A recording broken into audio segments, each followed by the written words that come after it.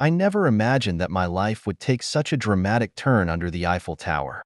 It was the spring of 2018. I was 28 years old.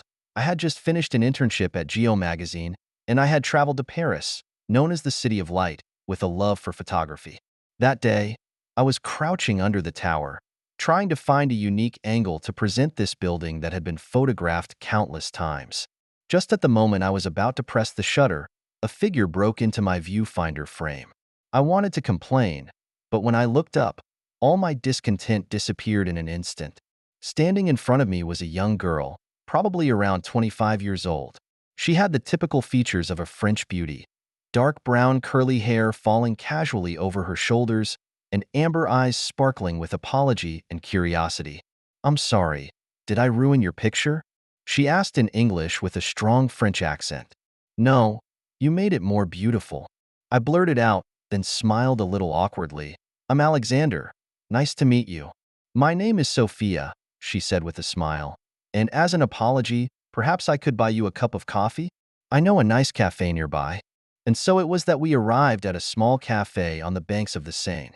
As the sun set over the river, coating the city in gold, Sophia spoke eloquently about her passion for art as a curator in training at the Louvre.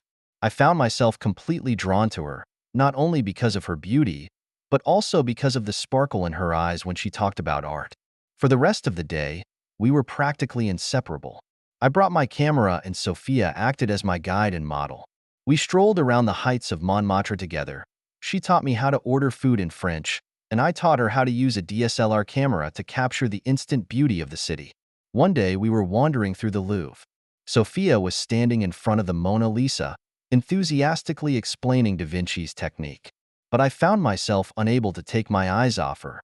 At that moment, I realized that I had fallen deeply in love with this passionate French girl. One night, 3 months later, I took Sophia to the Arc de Triomphe. As the lights of Paris twinkled at our feet, I got down on one knee and pulled out the diamond ring I had so carefully chosen.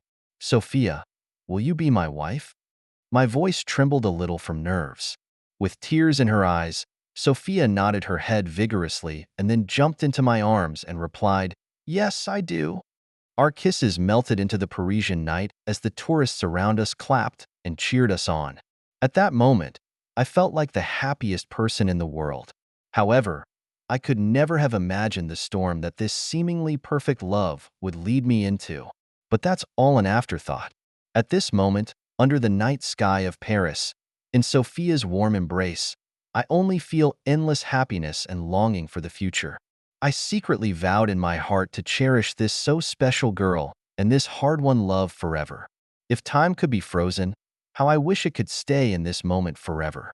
3 months after Sophia said, "I do," we got married at the Paris City Hall, in a sunny day that was blessed by God.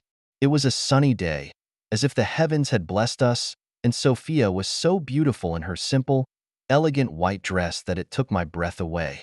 When we were announced as husband and wife, I felt like my heart was going to beat out of my chest.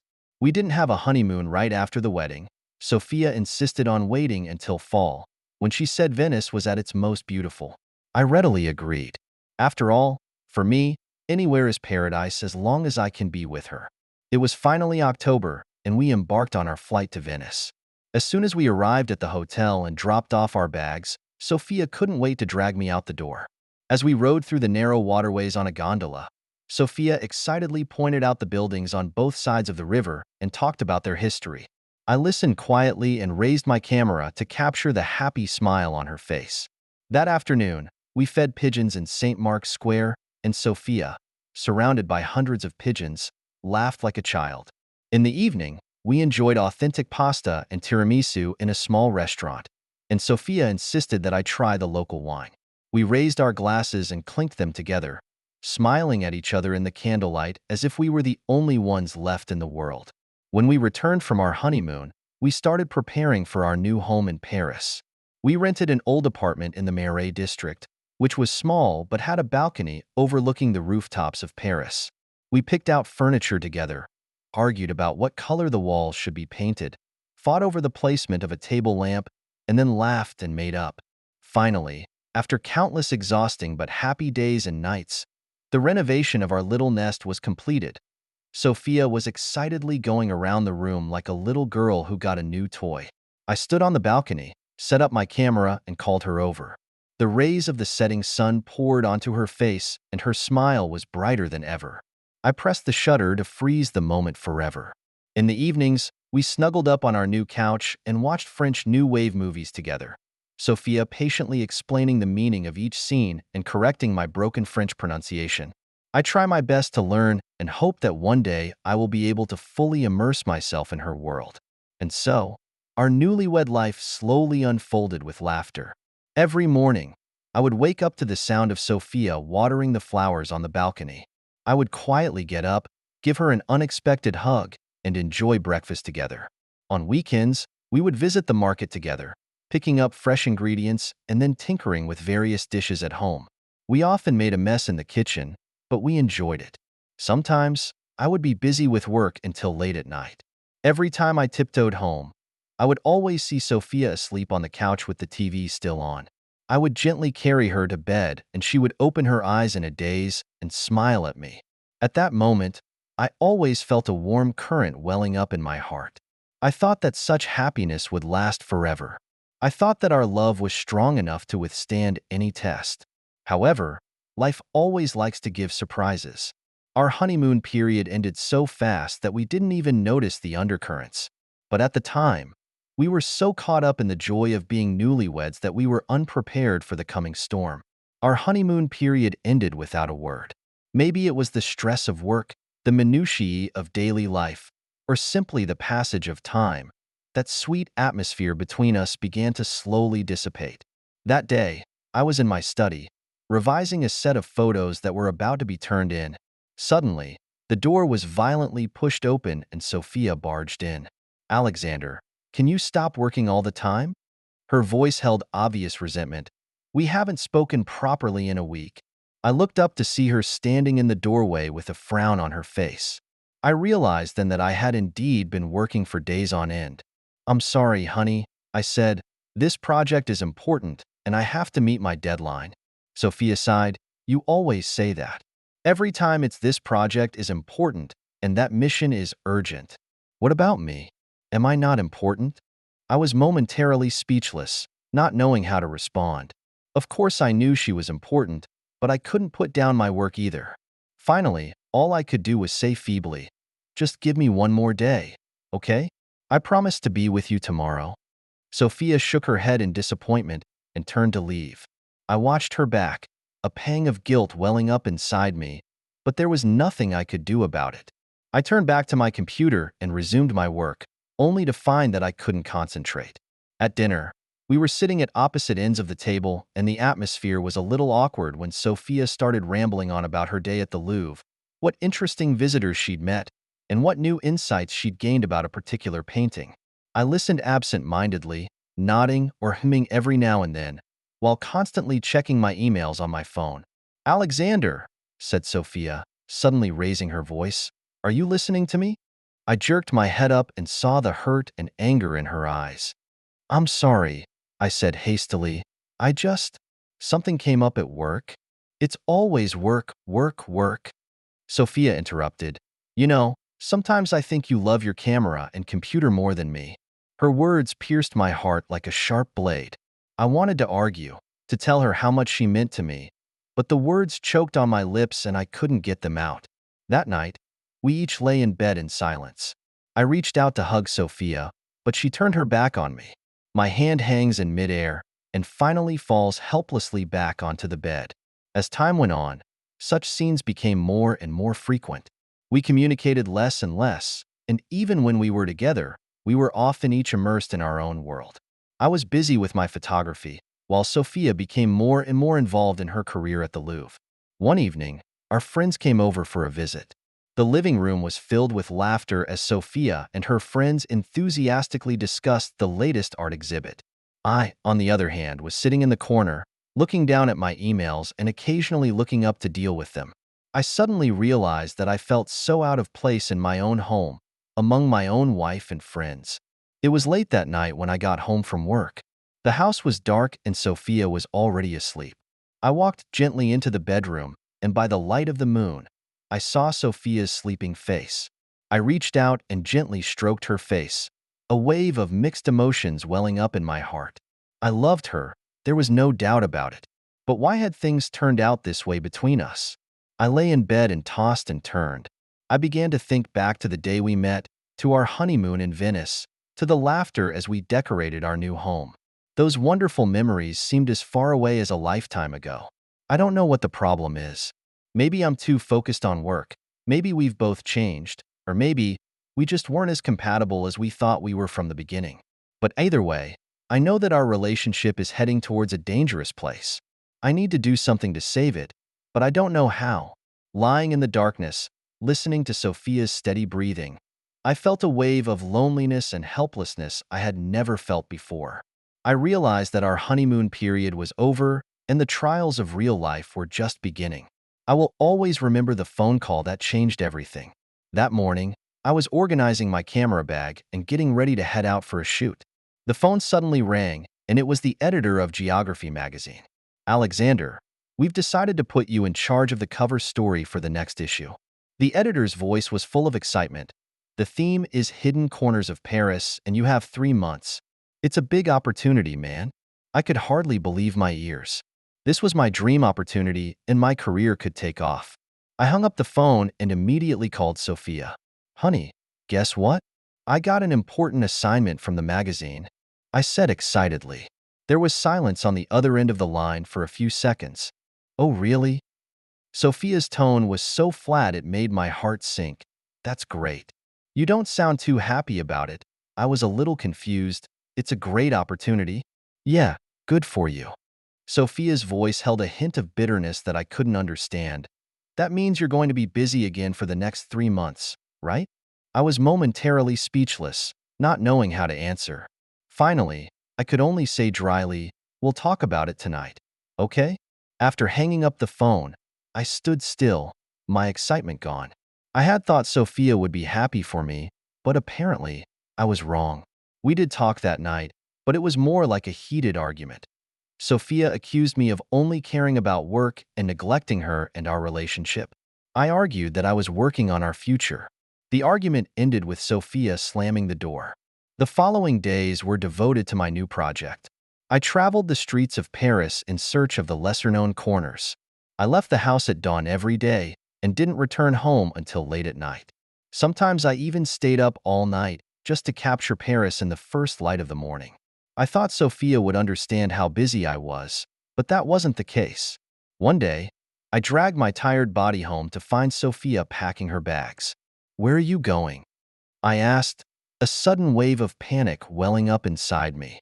"Go to my sister's for a few days," she said without looking up. "You don't care if I'm home anyway." "Sophia, come on," I tried to explain. "You know how important this project is to me." She finally looked up at me with disappointment and hurt in her eyes. "What about me, Alexander? Do I matter to you?" I opened my mouth to say something, but I couldn't. Sophia shook her head, picked up her suitcase and walked out the door. I stood still, feeling a wave of unprecedented panic and powerlessness. The days after Sophia left, it was like I lost my mind. I forced myself to keep working, but my mind kept going back to our fights. I began to realize that maybe I did ignore her feelings. When Sophia came back, I thought things were going to get better. We both calmed down and tried to communicate calmly. But soon, we fell back into the same old routine. I was busy with my projects and she was busy with her work.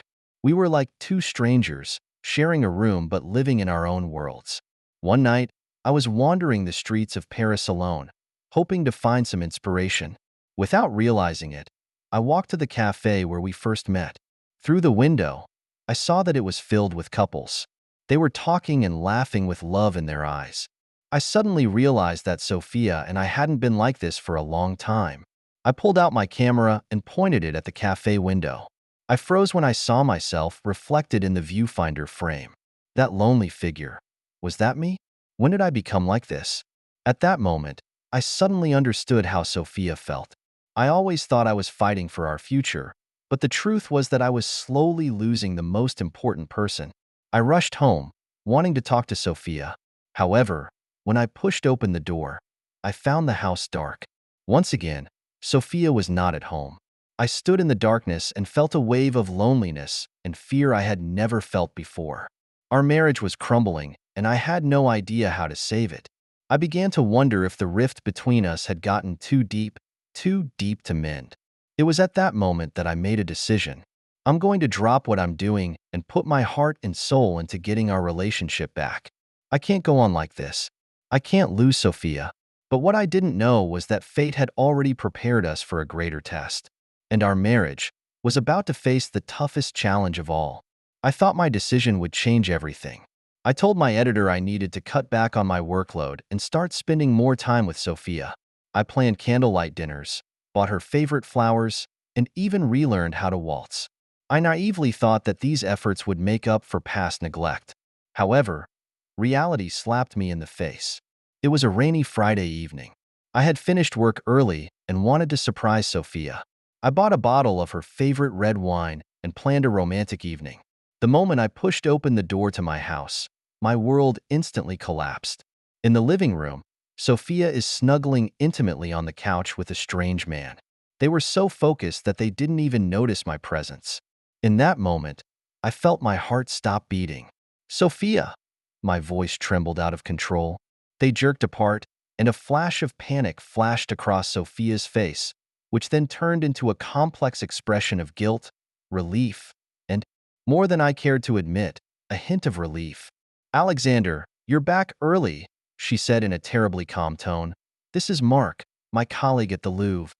Mark stood up and looked at me in an anxious manner. Hi Alexander. I think I should go." I watched woodenly as he left, then turned my attention to Sophia. We were speechless relative to each other, and a stifling silence filled the air. Finally, it was Sophia who broke the silence. "I'm sorry, Alexander. I didn't mean for you to find out like that."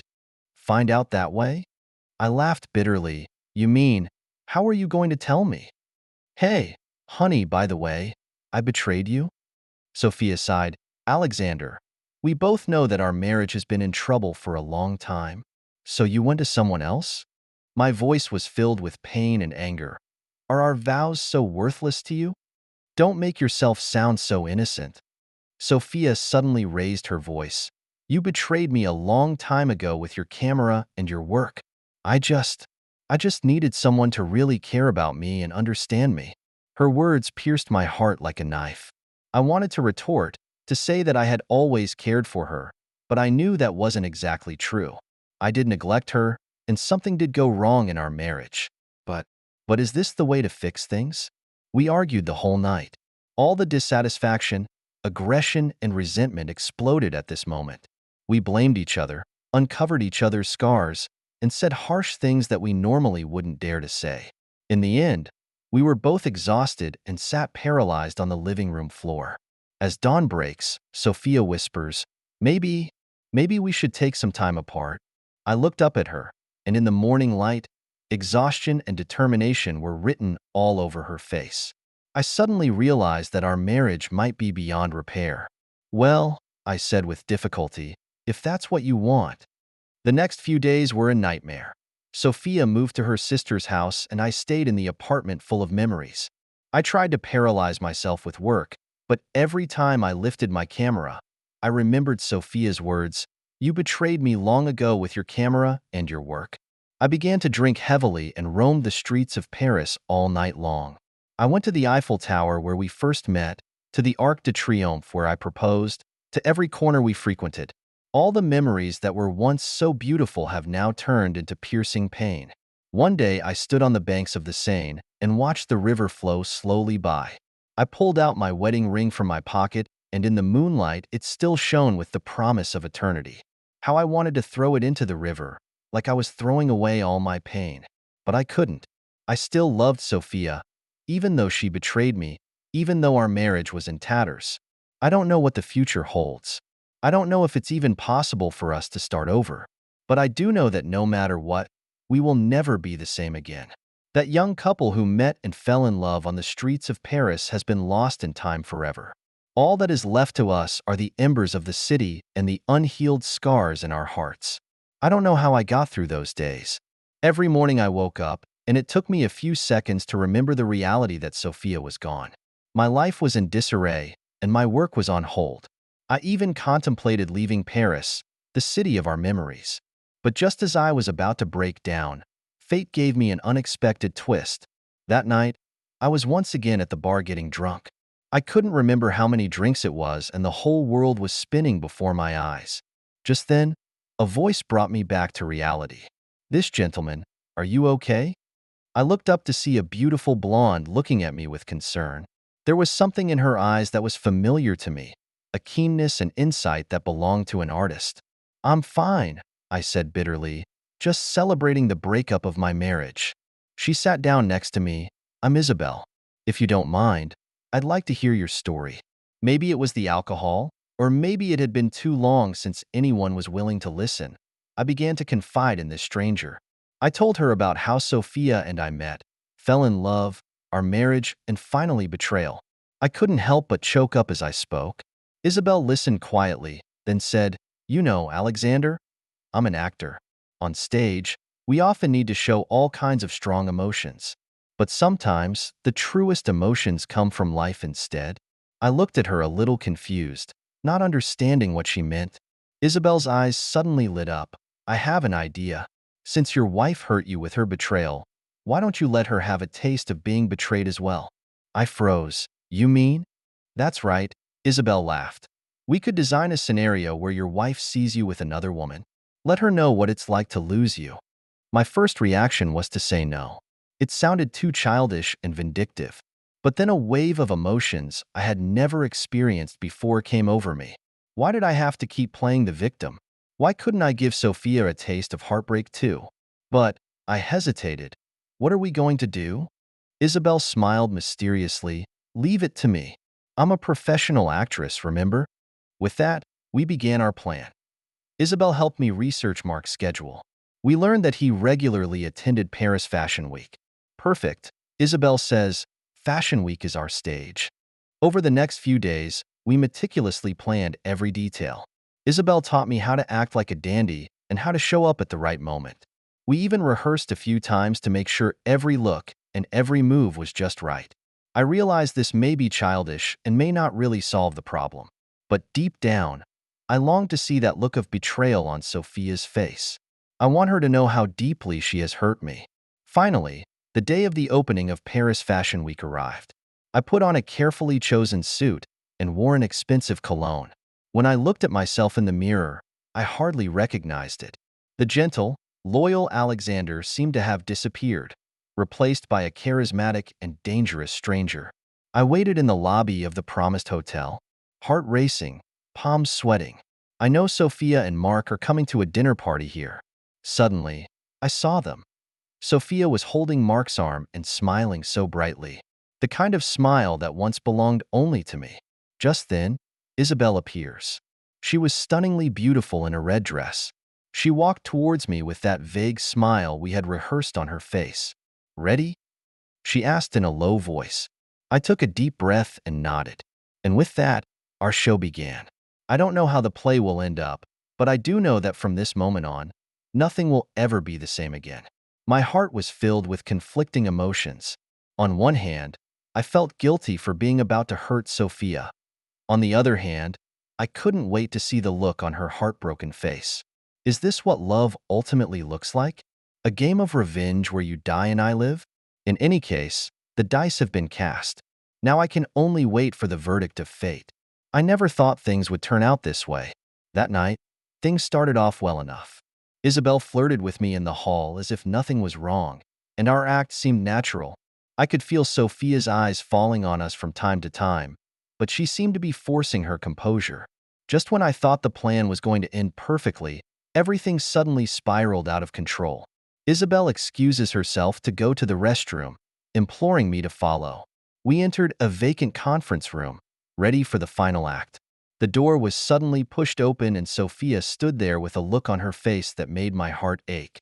Her gaze sweeps back and forth between Isabel and me, finally settling on me. I've never seen such complex emotions in her eyes: shock, anger, pain, and a hint of something I can't understand. "So this is your revenge?" Sophia's voice quivered. Finding a woman to irritate me? I opened my mouth to explain, but there were no words to describe the moment. Just then, Mark followed him in. Seeing the scene before him, he looked both confused and embarrassed. The air froze for a few seconds, and then everything exploded. Sofia suddenly grabs the champagne bottle on the table and slams it at me. I dodged instinctively as the bottle grazed between my ears and exploded against the wall. Shards of glass fly everywhere, and Isabel screams and ducks out of the way. "You asshole," Sofia growled. "I thought you were different. I thought you would understand.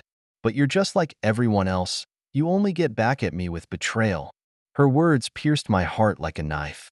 I suddenly realized how stupid and childish my plan of revenge was. Mark tried to pull Sofia back, but she broke free of his grip and charged at me.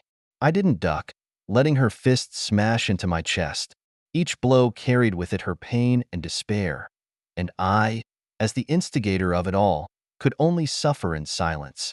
"Sofia, calm down," Mark shouted, once again trying to pull her back. But Sofia had completely lost her mind. She grabbed the decorations on the table and threw them around indiscriminately. A vase grazed Mark's forehead, leaving a bloodstain. Isabel screams in terror and tries to flee the room. But in the confusion, she tripped and fell, hitting her head hard on the corner of the table. Seeing Isabel fall woke me up.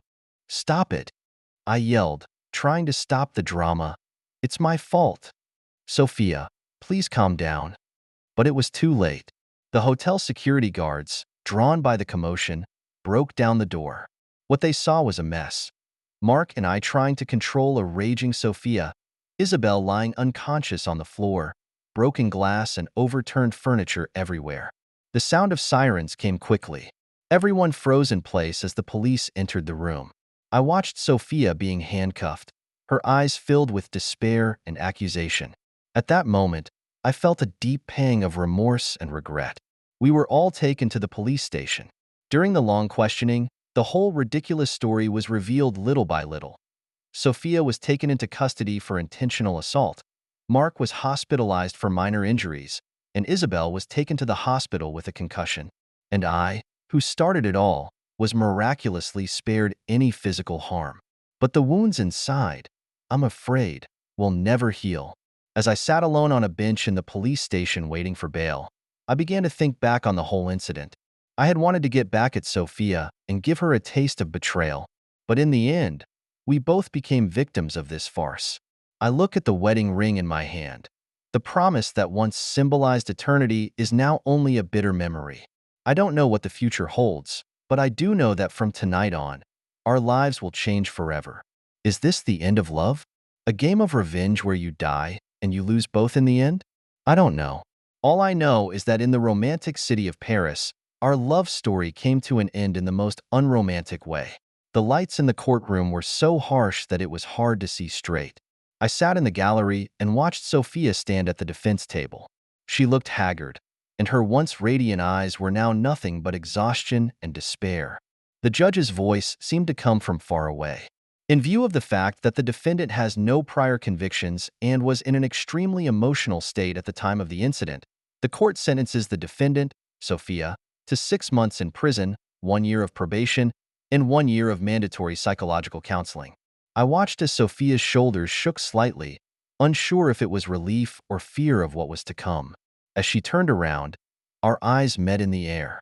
I saw so much in her eyes in that moment: pain, resentment, remorse, and a hint of something I'm not sure I can identify, lingering, perhaps. After the trial, I found the courage to go to Sofia and we stood face to face, but it was as if we were thousands of miles apart. "I'm sorry," I spoke, my voice hoarse, "for everything." Sofia looked at me, tears in her eyes glistening in the light. "I'm sorry too, Alexander. We all fucked up, didn't we?" We are speechless. What was once love is now just a mess. I wanted to hug her and tell her that everything would be fine, but I know that once some damage is done, it can never be repaired. "Take care, Alexander," Sofia concluded. "Maybe on the other side, we can do better." Looking at her departing back, I felt an unprecedented emptiness. Our marriage, our love, ended like this. The next few days were like The Walking Dead. I quit my job and locked myself in my apartment all day. The corners that were once filled with laughter were now nothing but bone-chilling loneliness. I began to organize our belongings. Every photo, every souvenir was like a sharp knife, gouging out my heart. Until one day, when I was tidying up the bookshelf, a photo album fell down. The page it opened was the first picture of us under the Eiffel Tower, Sofia's bright smile, my doting eyes, the purest form of our love. I suddenly realized that I couldn't go on like this. I needed to leave this city of memories and find myself again. I booked a flight to New York. The night before I left, I went under the Eiffel Tower for the last time. I raised my camera and tried to capture the last image of Paris. But when I pressed the shutter, I realized that the lens had blurred. At some point, tears had wet my eyes. The moment the plane took off, I watched the lights of Paris fade away through the porthole. I knew that I wasn't just leaving a city, I was saying goodbye to my past self. A year later, I was standing in a gallery in New York, looking at the photos on the wall. It was a series of works about loss and rebirth, documenting my last days in Paris and the process of rediscovering myself in New York. As I heard the admiration and comments from the audience, I felt a peace that I hadn't felt in a long time. I finally realized that failure in love does not mean failure in life. That painful experience eventually became the source of my artistic creation. I don't know how Sofia is doing now, if she's finding a new direction in her hurt like I did, but I wish her well, because I realized that only by forgiving the past can we truly embrace the future. As I looked around the gallery for the last time, my eyes fell on the last photo. It was a sunset in Paris, the silhouette of the Eiffel Tower looming in the twilight. In the corner of the photo, there was a small line. "Thank you, Paris. Thank you for teaching me to love and how to get back up after a loss." I gently touched my ring finger. The wedding ring I once wore there had long since been removed, but the mark left behind reminded me that I had loved, hurt, and then grown. This is probably life. Stepping out of the gallery, the warmth of the New York sun splashed on my face. I took a deep breath and felt the scent of my new life. There was still a long road ahead, but I knew that I was ready to move on, because I understand that even in the midst of ruins, one can find hope for rebirth. It's like the phoenix rising from the ashes. I finally found a new life of my own in the ashes of Paris. Thank you for taking the time to listen to today's story. If you enjoyed it, please like and subscribe if you haven't already. If you have a story to share about your own or someone else's experience, please feel free to contact me. Take care.